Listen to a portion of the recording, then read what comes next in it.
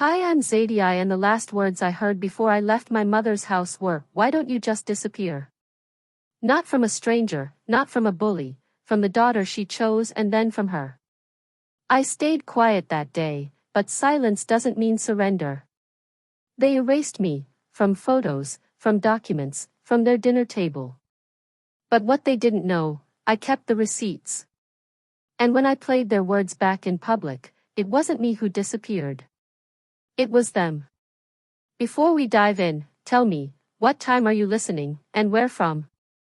I read every single comment. The quiet felt off, like something had shifted in the air but hadn't landed yet. I stood in my mother's living room that Sunday morning in Savannah, holding a warm cup of coffee in both hands. The air inside the house was thick with humidity and silence. I'd stopped by just to check in, like I always did at the end of my work week, but something about the way the room looked made me stop cold. It took a second to register what was wrong. At first glance, everything was in place: the floral drapes, the heirloom rocking chair, the sideboard with old knickknacks from flea markets she never remembered going to.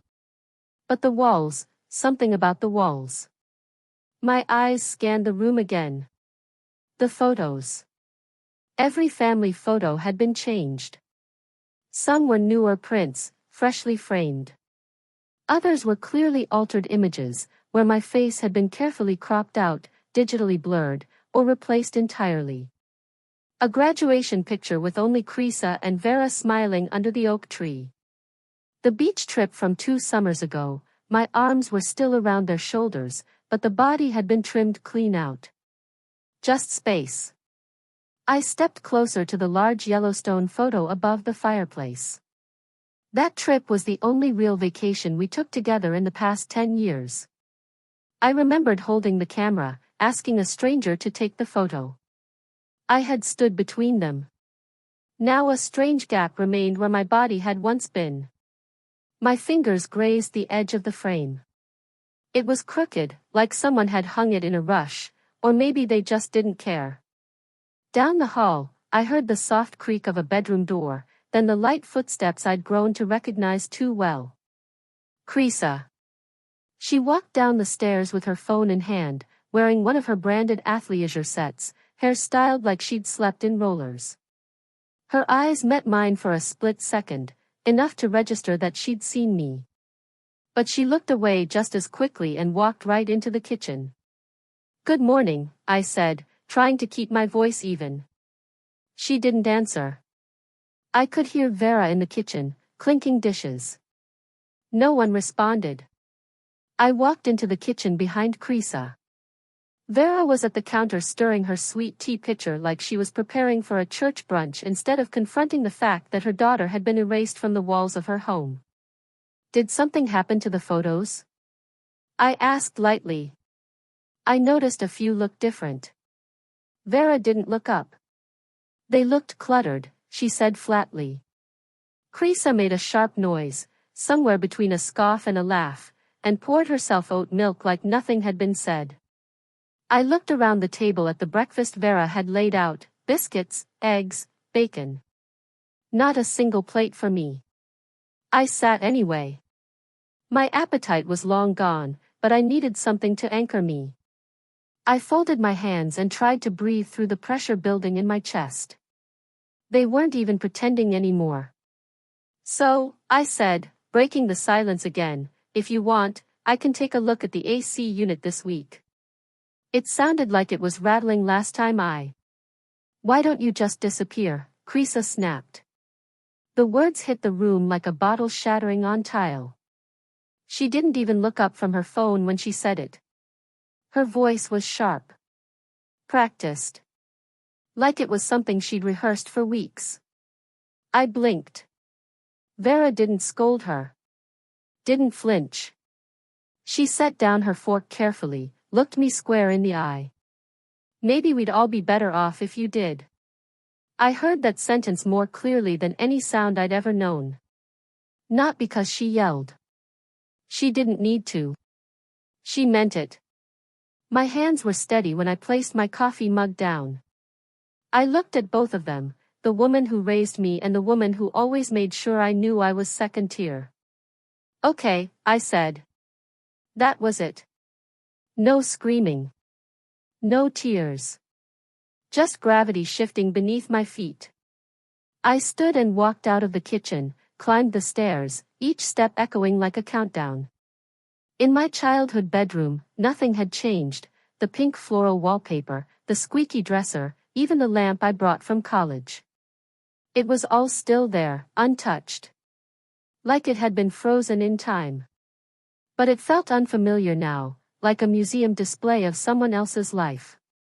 I pulled my old weekender bag from the closet and packed just enough, 2 outfits, toothbrush, phone charger. I wasn't sure where I was going. Just that it wouldn't be here. Downstairs, I paused at the foot of the stairs.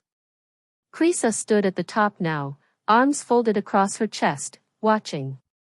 Vera leaned in the doorway, her face unreadable. So you're leaving, she said flatly. I'm respecting what you said, I replied, my hand on the doorknob. You'd be better off. So I'm giving you that. Neither woman moved. No apologies. No reach for reconciliation. Just silence. I stepped out into the warm Savannah morning. The sun was bright, but I felt cold as I pulled the front door closed behind me. I turned back once, just long enough to catch sight of the Yellowstone photo through the window. Still crooked. Still empty. The moment I opened my eyes, I knew exactly where I was, just not where I was supposed to be. Ryan's guest room was quiet, the mattress beneath me firmer than mine back home, the air dry with the faint scent of cedar. Light filtered through the beige blinds, soft and indifferent. I reached over and grabbed my phone off the nightstand. No texts. No missed calls. Not from Vera. Not from Krisa. I opened Instagram, more out of habit than hope. The first story that loaded nearly knocked the breath out of me, Krisa, smiling wide in a silver sequin dress, raising a glass while surrounded by people I didn't recognize. She stood at the center of what looked like a birthday celebration. In the background, barely in frame, was Vera, holding a tray of cupcakes. The kind she only makes for special occasions. I tapped the corner to check the timestamp, last night. I stared at the screen, my thumb frozen over the next story. I hadn't even gotten a text. No call. No thinking of you or sorry things got weird. Nothing. And the kicker? It had been my birthday. They threw a party for her. On my birthday. I sat up slowly, pulled my legs over the edge of the bed, and whispered, I didn't even get a text. It wasn't just forgetting. Forgetting is a missed card. A late voicemail. This? This was erasure with frosting. Later that morning, I wandered into the kitchen, where Ryan had left a note on the counter. Meeting at 10 o'clock. Help yourself to the blueberry bagels. I smiled faintly. He was one of the few people who actually knew I liked them, toasted, with just a little butter. After eating in silence, I opened my laptop but couldn't focus. Instead, I found myself slipping into a memory. A few years back. New Year's Eve, when Vera and Krisa went on a cruise. Just the two of them. You don't mind watching the house, do you, baby? Vera had said, handing me a small envelope of cash for cat food and pizza. I didn't mind, at least not back then. I'd even told myself it's okay, they need the break. But that became the routine. Every winter, every holiday, I was the one left behind. Keeping the lights on, cleaning the fridge, making sure the plants didn't die. Never once invited. Just useful. That's all I'd ever been. Around noon I met Ryan at the corner cafe on Broughton Street. We grabbed our usual table by the window and he waved down the server with a casual nod. You look like you've been staring at a wall for hours, he said, sliding into the booth. I was. And the wall stared back. He raised an eyebrow. I told him about the party, the date, the absence. Ryan didn't blink. He just said, "You've been a damn doormat, Zadie. They treat you like a housekeeper, not family." I winced. "It's not like that." He leaned in. "Zadie, come on. You think it's coincidence they keep doing this? They've shown you who you are to them over and over. You're just not ready to believe it." I didn't have a comeback. I stirred my coffee and went quiet. After lunch I walked back to Ryan's house, needing air more than caffeine. On the way, my phone rang. It was Mrs. Hastings, one of Vera's neighbors. She liked to call me to check in on things around the block. We chatted for a minute, then she mentioned in passing, Vera said she and Crescent are doing their little family trip again. Just the two of them this year. Sounds lovely. I stopped walking. Just the two of them? That's what she said. It's their tradition now, isn't it? Mother and daughter bonding. No fuss. I murmured something polite and hung up. That word just cracked something I didn't know was still whole. It wasn't forgetfulness. It wasn't miscommunication. It was exclusion. Plain. Deliberate. Back at the house, I sank into the old leather chair in the corner of Ryan's den and pulled out my phone. I scrolled through photos I'd saved over the years. Group shots. Vacations. Events. In almost all of them I wasn't there, because I'd been the one holding the camera. I always told myself I didn't need to be in the picture. That it wasn't about me. But now, looking back, it felt like that was the point. Maybe they never saw me as part of the picture. Maybe I never really was.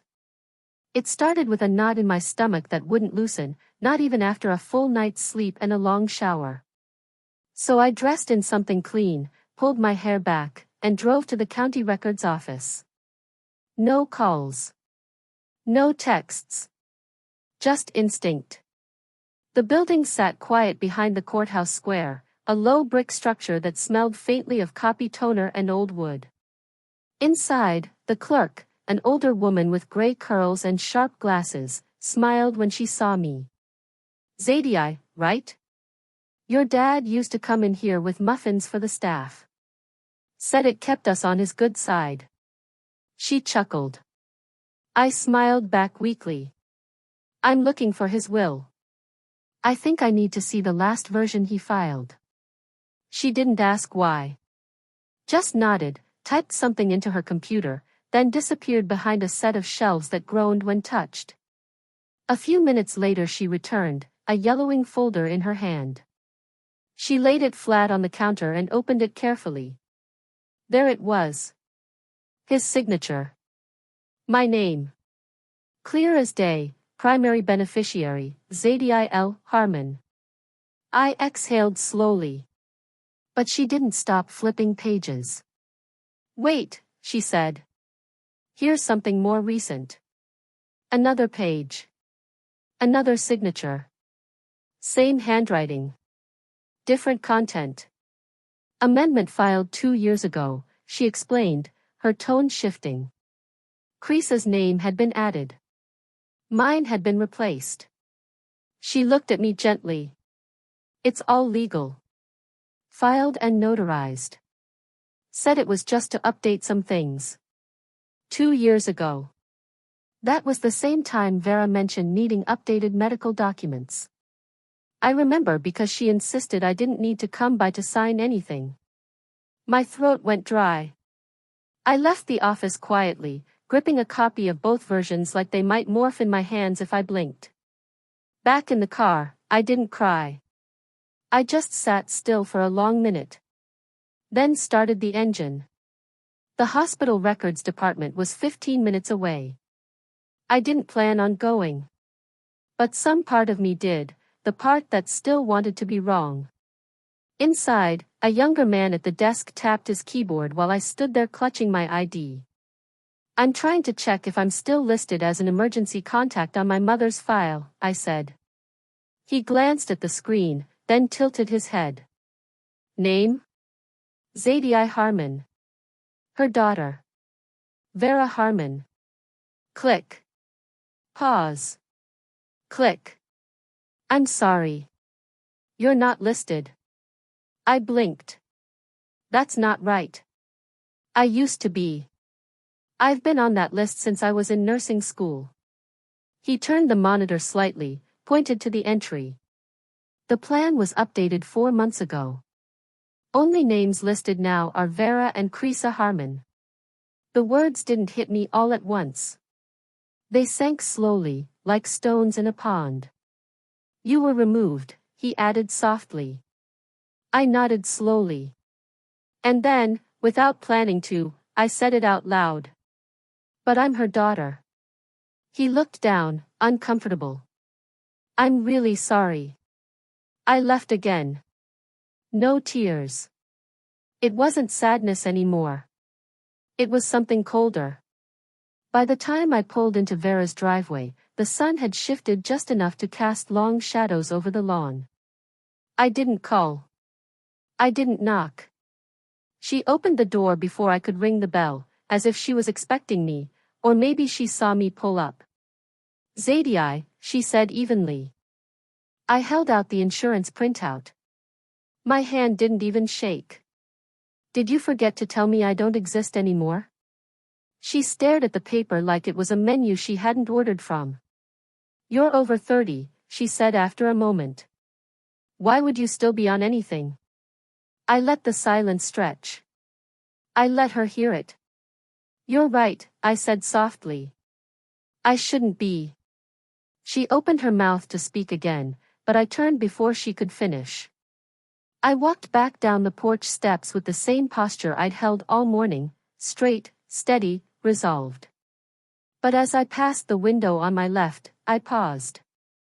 There on the hallway wall, right behind the glass, was the Yellowstone photo again. Only now, it was tighter. Cropped in. Not a trace of me. I stood there for another beat then turned away. I wasn't forgotten. I was deleted. If they could delete me from the documents, what else had they rewritten behind my back? That question followed me like a shadow as I sat in the quiet of Ryan's guest room, fingers curled around a lukewarm mug of tea I hadn't touched.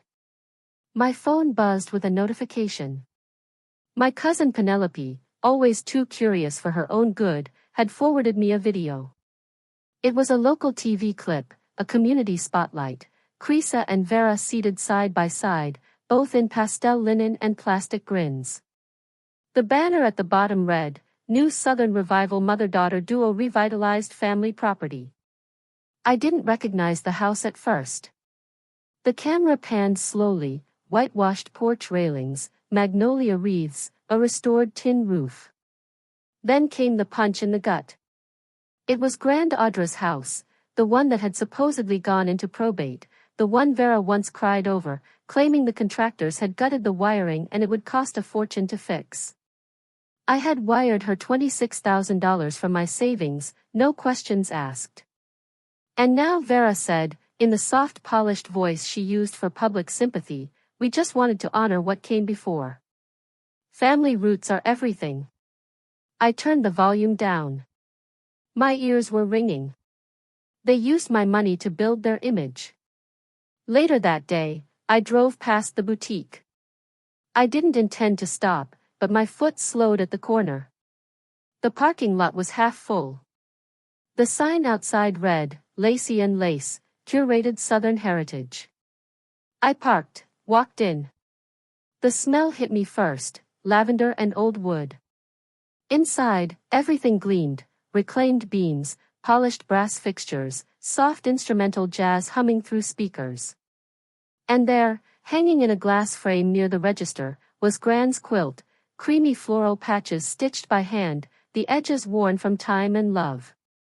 I had stored it in Vera's cedar chest for safekeeping when the house was being gutted. Now, a plaque below it read, Maternal Heirlooms circa 1960 from the Crisa Harmon collection. My heart didn't thud. It just dropped. A woman browsing a display table turned to Krisa and smiled. This whole place just feels like a family hug. You must have come from a long line of women who knew beauty. Krisa, without missing a beat, smiled. It's in my blood. I nearly choked. You bled me dry to wear that smile. I didn't say it aloud. I just kept walking, slipping quietly past a half-open door marked, staff only. Inside, the back room was dimmer, cooler. The scent of cedar lingered faintly, and there it was. A mannequin centered under a skylight, draped in ivory lace. My dress. The dress my stepfather commissioned before he passed. A custom design, handmade silk. A note once tied to the hanger read, "No one else touches this but Zadie." Now a new tag dangled from the neckline, curated by Krisa. Exclusive piece. My throat tightened. I touched the hem, still soft, still mine, and suddenly I was back in that moment, 17 and tearful, when he whispered, "When it's your big day, kiddo, this is yours. No one else." It wasn't just a dress. It was a promise. She didn't just take the house. She took the parts of me I didn't even realize I still had. I left quickly.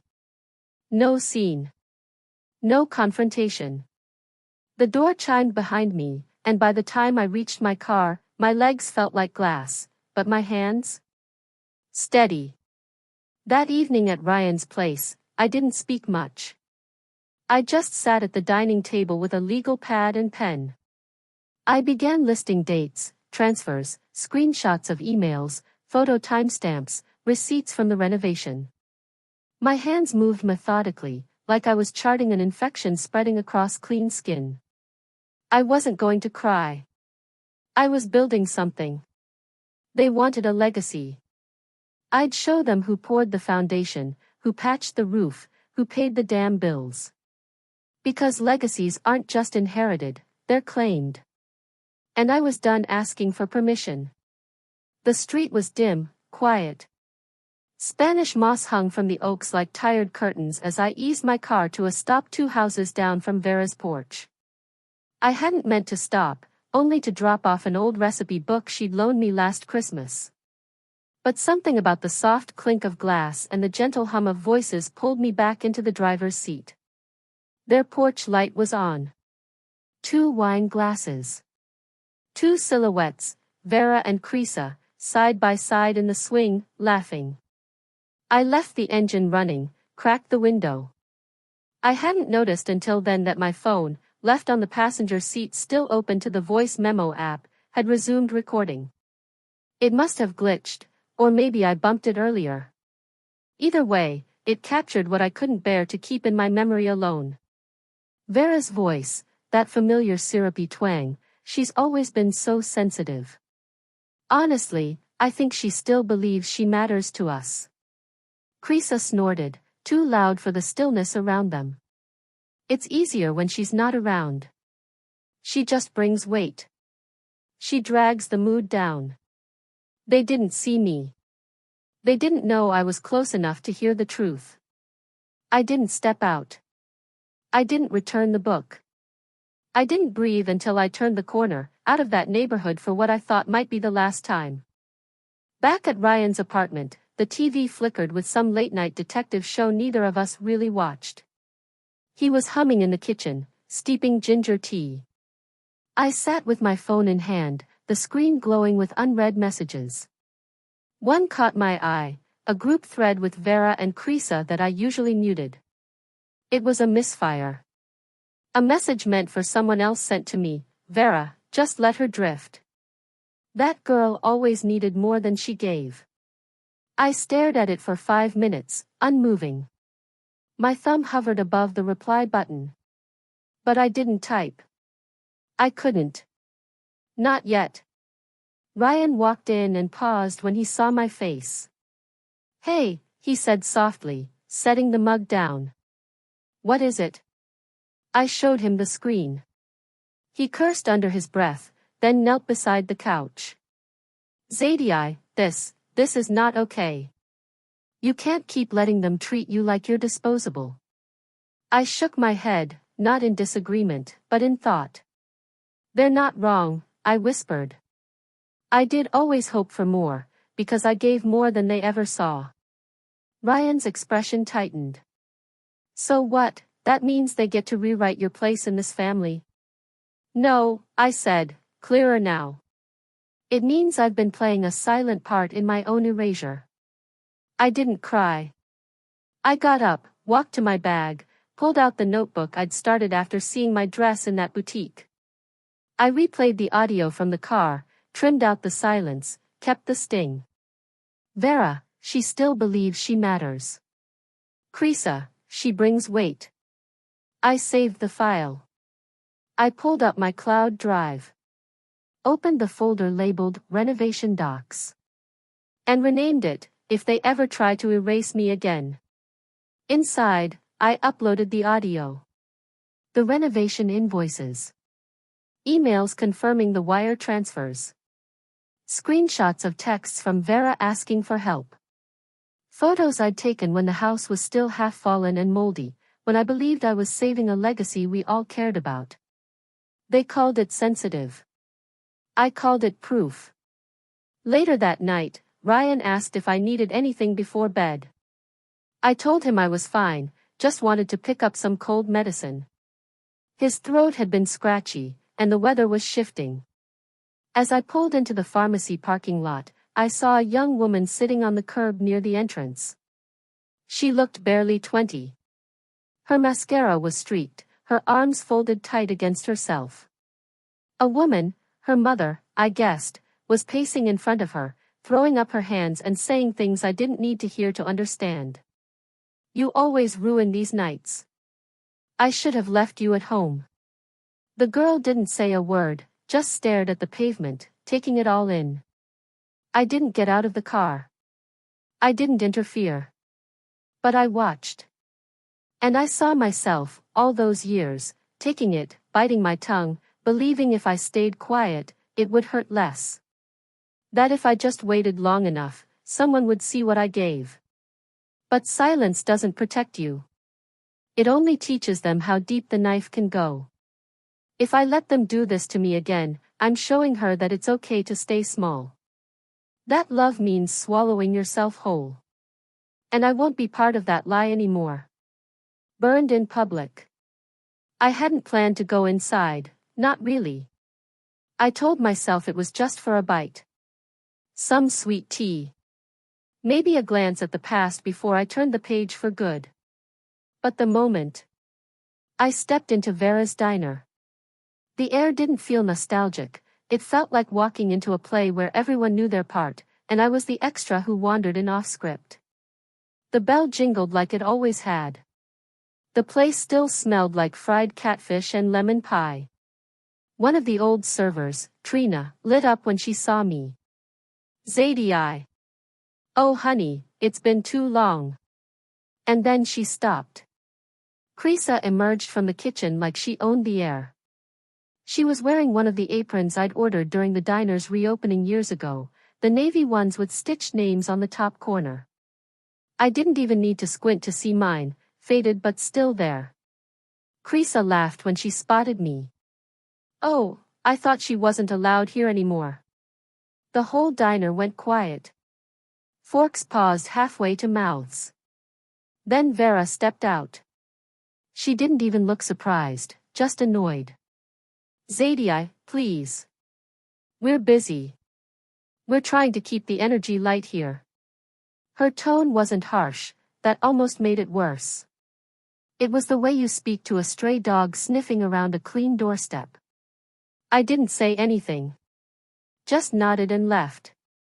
Ryan found me an hour later sitting on a bench by the little square across from the courthouse, the same spot where I used to wait for Vera when I was 12 after her lunch shifts. She wore my apron, I said. My name still stitched into the seam.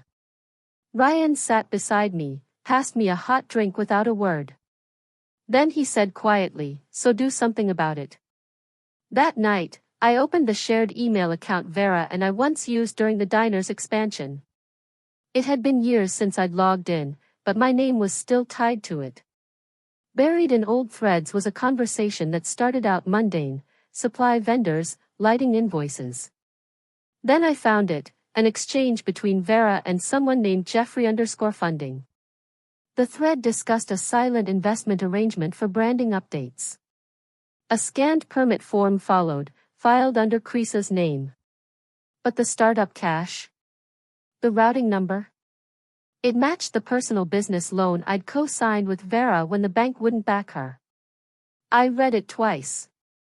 Then again. They launched her brand using my credit. My loan. My signature. I forwarded everything to myself and titled the folder, Proof. Not just hurt. Theft. I wasn't ready for a lawsuit, not yet. But I had a friend on the HOA's legal committee who owed me a favor. I wrote her, requesting a quiet inquiry. I have documentation, I wrote. And hit send. The next morning, I woke to a community group notification. Krisa had posted a beaming photo in front of the boutique. The caption read, "Excited to expand the Vera and Company brand, thanks to our family legacy." I didn't even hesitate. I reposted it with a single line. "Let's define legacy, shall we?" It wasn't explosive, but it lit something. The comments rolled in. Neighbors tagging others. Screenshots spreading. Someone asked, "Wasn't this place funded by that nurse daughter?" I remember seeing her at the grand opening. I stayed quiet. Let the questions do the work. Because the moment I pushed back, I didn't hear silence, I heard the rumble of a storm. The storm didn't wait long. By Saturday afternoon, I'd gotten the email. Special HOA session, urgent financial review. I didn't need to ask why. A neighbor had tipped me off the night before, forwarding a photo of the posted agenda. At the top, heritage brand expansion, use of community grant funds. Right beneath, in smaller print, presented by Vera Gale and Krisa Norin. I arrived early, but not first. The community hall buzzed with low conversation. Folding chairs formed 3 uneven rows facing a long table stacked with coffee dispensers, HOA pamphlets, and half-filled forms. Krisa stood near the table, checking her lipstick in her phone camera. Vera was already seated, papers organized, mouth pressed thin. They didn't see me at first, or maybe they did and hoped I'd just blend into the drywall. But when my name was brought up mid-discussion, Vera leaning forward with that saccharine drawl of hers. "Zadie hasn't lived here for years. She's not really involved." That's when I stood. I opened the manila folder I'd brought. Slowly. Deliberately. "This says otherwise." I laid out the renovation invoices from 3 years ago, signed by me, paid by me. I showed the board the emails between me, the contractor, and the property committee. I pointed to the HOA grant guidelines printed in my hand, circled in red.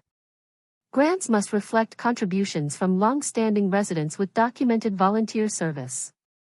Krisa crossed her arms. Vera tilted her head like I was reciting a fairy tale. But the murmurs in the room were shifting. Eyebrows raised. Phones pulled out. One of the board members asked, "Can you verify your name on these transactions?" I nodded. "And one more thing." I tapped my phone. The speaker came on, low at first, then louder. Vera's voice. "She's always so sensitive. I think she believes she still matters." Then Krisa's. "It's easier when she's gone.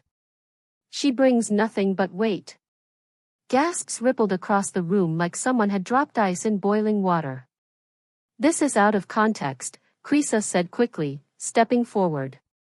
A woman from the second row shook her head. "No. It's exactly the context we needed." No shouting followed. No chaos. Just a thick, suffocating pause where reputation curdled and faces hardened. When the board called for a short recess, I quietly stepped outside. Ryan met me in the parking lot with a hand on my back, saying nothing. We drove back to his place. The sun had dipped low by then, turning the trees amber. I asked him to give me a moment alone in the garage. The smell of oil and old cedar was strangely comforting. I sat on a folding chair beside the shelf of old boxes. My name, scrawled in faded Sharpie, stood out on one. I opened it. Inside, my childhood trophy from the county spelling bee. My stepdad's old fishing cap. And a smaller shoebox, marked in his handwriting. Zaid's memories, do not toss. I held it in my lap for a moment. I didn't move. Then I cracked the lid open and found the photo album. Pages thick with years. But his notes were still there. Zaid's first dog. Zaid and her apple pie attempt. Zaid's senior recital, she nailed it. He'd kept it all. And suddenly, the voices of Vera and Krisa didn't hold power anymore. Not like they had. I wasn't gone. I hadn't vanished. They had tried to cut me out. But this was still mine. My memories. My proof. My voice. Later that night, a direct message landed in my inbox. A neighbor I barely knew. I always wondered why you weren't at the block parties. Now I understand. I'm sorry. That was the shift. Not a roar. Not applause. Just quiet acknowledgement. And for me, that was enough, for now. I sat down at Ryan's dining table, laid out every document, every screenshot, every note. I filled out a formal complaint against Vera and Company, citing misuse of grant funds and improper business filings. But I didn't hit send. Not yet. I slid everything into a fresh envelope and wrote on the front. If they push again. They would. But this time, I was ready. They wanted to bury me with politeness. So I showed up in silence. The invitation wasn't sent to me directly, it came forwarded through Ryan, passed along from a neighborhood listserv. A glossy event header. Celebrating legacy, the women who built Vera and Company. The kind of thing that wraps poison in pink cursive. I didn't RSVP. I didn't need to. People like me never really get invited, we're just supposed to take the hint and stay away. But that Sunday evening, I pulled my hair back, slipped on a navy dress I hadn't worn in 2 years, and walked into the old McAllen event hall like I had every right to be there. Because I did. The place was dressed up to look old money. Southern magnolia centerpieces. Vintage china. Gilded frames of Krisa's headshot propped in every corner. She stood at the podium with a flute of champagne, glowing like she'd swallowed the spotlight. Vera sat at the front table, smiling like the mother of the bride. I walked in as Krisa was mid-toast. I wouldn't be the woman I am today without the strength and wisdom of those who came before me. She didn't pause when she saw me slip into a chair near the back, didn't even blink. The room didn't gasp, but I felt a ripple, one of those quiet ones you only notice when you've been excluded long enough to sense the undertow. I let her finish. I let them sip and nod. I waited. And then, when the room settled back into murmurs and servers began placing plates, I stood. I didn't say my name. I didn't explain myself. I simply walked to the front, set a small Bluetooth speaker on the podium, and turned to face the crowd. Before we raise another glass, I said, my voice steady, I thought we might want to hear from one more strong woman in the family. I pressed play. The voicemail started as soft static, then Vera's voice filled the room. Zaid's just baggage. She clings to the past because she has no future. It was followed by Krisa's laugh, the cruel kind, the kind people use when they think you'll never hear it. The silence that followed was louder than the voice itself. A woman across the room put her fork down. A sponsor from the community board lowered her champagne. Krisa tried to speak, "This is out of context," but I raised a hand, calm. "This business, this brand, this legacy dinner was built with my credit, my labor, my name. While they erased me from pictures, they signed me onto loans. While they cropped me out, they cashed me in." A man near the back, someone from the HOA committee, whispered to the woman next to him, "That's the one. The nurse. The one they," then he caught himself. Another woman stood up, quietly walked to the door. Her heels echoed like exclamation points across the tile. I turned to Vera, then to Krisa. "I'm not here for your approval," I said. "I'm here for the truth." And then I handed a sealed envelope, thick, cream-colored, labeled in black pen, to the woman from the city's local development council. She was one of the donors listed on the event page. I said nothing as I passed it to her. She opened it slowly, her brows furrowed as she flipped through tax filings, business records, and itemized financial transfers from my account.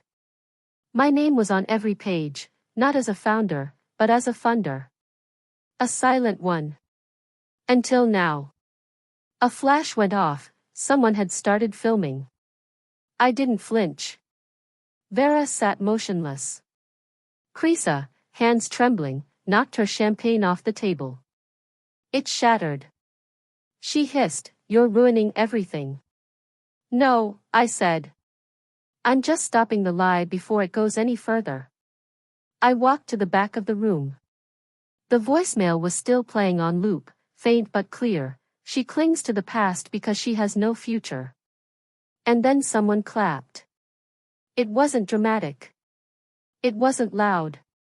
Just one slow, solid clap. Then another. It didn't swell into a standing ovation, this wasn't a movie, but it followed me out. And this time, the cameras didn't stay on Krisa. They turned with me as I reached the door. My back straight. My heels steady. No script. Just truth. The sun felt softer that Sunday. Or maybe it was me. Maybe I had stopped bracing for the chill behind every warm day. I wandered through the farmer's market with no real list, no task to complete. I passed honey jars and hand-lathed cutting boards, letting the scent of roasted pecans and fresh peaches wrap around me like old music. Then I saw it, one small booth with folded cloth napkins arranged in wooden crates. One napkin was folded like a golden leaf. It stopped me cold. My mother used to fold them that way for holidays, tucking them into glass tumblers like proud declarations. Back then I thought they meant we were special. Now I saw them differently, not as a sign of pride, but performance. Still, I bought one. Not for nostalgia. Not for her. I bought it because it was beautiful, and I wanted it on my table. When I got home, a white envelope was waiting in my mailbox. The HOA's letter stared up at me like a verdict. They'd revoked the funding for Krisa's boutique expansion. An investigation was underway. Witnesses had come forward. Apparently, the audio clip had made its rounds. I didn't press charges. I forwarded everything to the board, voicemails, emails, invoices, but I didn't file a suit. Some people thought I should have. Even Ryan asked why I wasn't taking them to court. I didn't want revenge, I told him. I wanted the truth to stick. That afternoon, I placed one last envelope on Vera's porch. I didn't ring the bell. I didn't hover. Inside, it was a copy of the original renovation invoice she'd once told me got lost in the shuffle, a printed transcript of the voicemail where she called me baggage, and a handwritten note on plain lined paper. "This is not for closure. It's for accountability." I didn't want her apology. I wanted her discomfort. I walked away without turning back. Back at home, I placed the golden leaf napkin on my kitchen table. My table. No one else's. It wasn't folded by Vera. It wasn't waiting for a family gathering where I was expected to smile while being erased. It was mine. For no occasion. For no performance. Ryan stopped by later with coffee. We didn't talk much. Just sat. It's quiet, he said after a while, breaking the silence gently. I looked at the napkin. That's how you know it's finally mine. He smiled. No grand gesture. No speech. We just sat there, letting the stillness do what years of noise never could. I thought of all the things I didn't get growing up, the birthdays I house sat through, the photos I wasn't in, the holidays where I folded napkins and set places I was never meant to fill. And I thought of all the ways I showed up anyway. You don't always get the family you hoped for, I murmured to myself later that night as I washed the single coffee mug from our visit. But you get to become the one person who never erased you. I folded the napkin gently, placed it back in the drawer. And sometimes, the most powerful thing you can do is leave the frame and let them explain the gaps they created.